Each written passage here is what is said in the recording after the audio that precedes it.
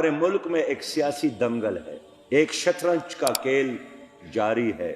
میرے پاس یہاں آصف علی زرداری صاحب تشریف لائے تھے، کوئی 3 دن قبل میرے پاس شہباز شریف صاحب بھی تشریف لائے تھے۔ حکومت کے لوگ بھی مسلسل رابطے کر رہے ہیں۔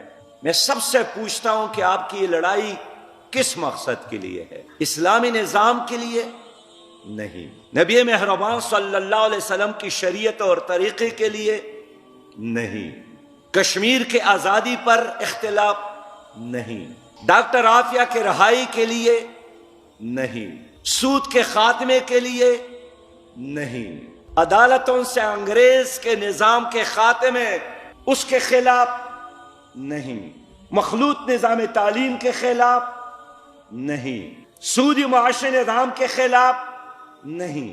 اس پر یہ سب ایک ہے۔ کیا پیپلز پارٹی اور کیا مسلم لیگ اور کیا پی ٹی آئی مغربی اور استعماری ایجنڈے پر ایک ہے، تو جھگڑا کس چیز پر ہے؟ لڑائی کس چیز پر ہے؟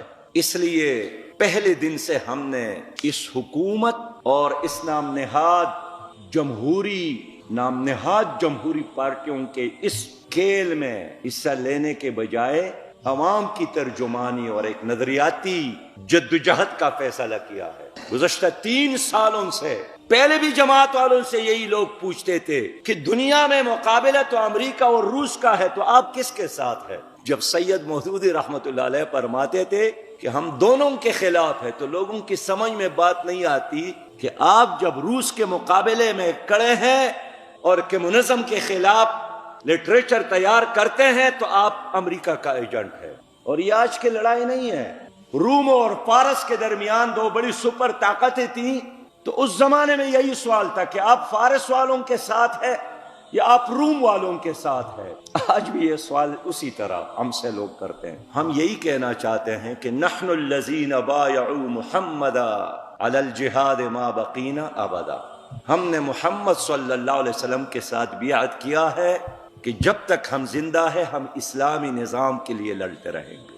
ان الذین قالوا ربنا اللہ ثم استقاموا، ہم نے اللہ پر ایمان لایا ہے اور اس کے نظام پر ایمان لایا ہے۔ ہمارا ایک قدم ہو تو اسلامی نظام کے لیے، ہمارا ہر جلسہ ہو تو اسلامی نظام کے لیے، ہمارا ایک پیسہ خرچ ہو تو اسلامی نظام کے لیے، ہم جیل جائیں گے تو اسلامی نظام کے لیے، ہم شہادت قبول کریں گے تو اسلامی نظام کے لیے۔ ہماری سیاست نبوی ہے۔